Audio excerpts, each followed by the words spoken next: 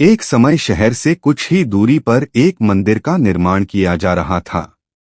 मंदिर में लकड़ी का काम बहुत था, इसलिए लकड़ी चीरने वाले बहुत से मजदूर काम पर लगे हुए थे। यहाँ वहाँ लकड़ी के लट्ठे पड़े हुए थे और लट्ठे व शहतीर चीरने का काम चल रहा था।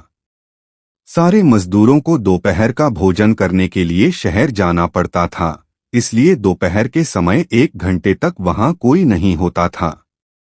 एक दिन खाने का समय हुआ तो सारे मजदूर काम छोड़कर चल दिए। एक लट्ठा आधा चिरा रह गया था। आधे चिरे लट्ठे में मजदूर लकड़ी का कीला फंसाकर चले गए। ऐसा करने से दोबारा आरी घुसाने में आसानी रहती है। तभी वहां बंदरों का एक दल उछलता कूदता आया। उनमें एक शरारती बंदर भी था जो बिना मतलब चीजों से छेड़छाड़ करता रहता था। पंगे लेना उसकी आदत थी। बंदरों के सरदार ने सबको वहां पड़ी चीजों से छेड़छाड़ न करने का आदेश दिया। सारे बंदर पेड़ों की ओर चल दिए, पर वह शैतान बंदर सबकी नजर बचाकर पीछे रह गया और लगा अड़ंगेबाजी करने। उसकी नजर अधचिरे लट्ठे पर पड़ी।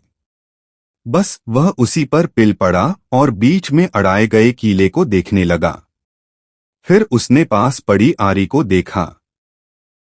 उसे उठाकर लकड़ी पर रगड़ने लगा।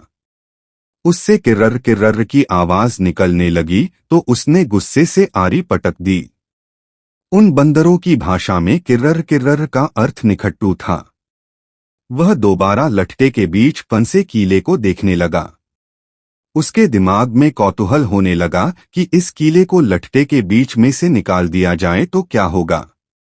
अब वह कीले को पकड़कर उसे बाहर निकालने के लिए जोर आजमाइश करने लगा। लट्ठे के बीच फंसाया गया कीला तो दो पाटों के बीच बहुत मजबूती से जकड़ा गया होता है, क्योंकि लट्ठे के दो पाट बहुत मजबूत स्प्रिंग वाले क्लिप की तरह उसे दबाए रहते हैं। बंदर खूब जोर लगाकर उसे हिलाने की कोशिश करने लगा। कीला जोर लगाने पर हिलने व खिसकने लगा तो बंदर अपनी शक्ति पर खुश हो गया।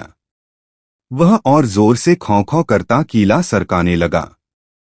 इस धींगामुष्टि के बीच बंदर की पूंछ दो पाटों के बीच आ गई थी, जिसका उसे पता ही नहीं लगा।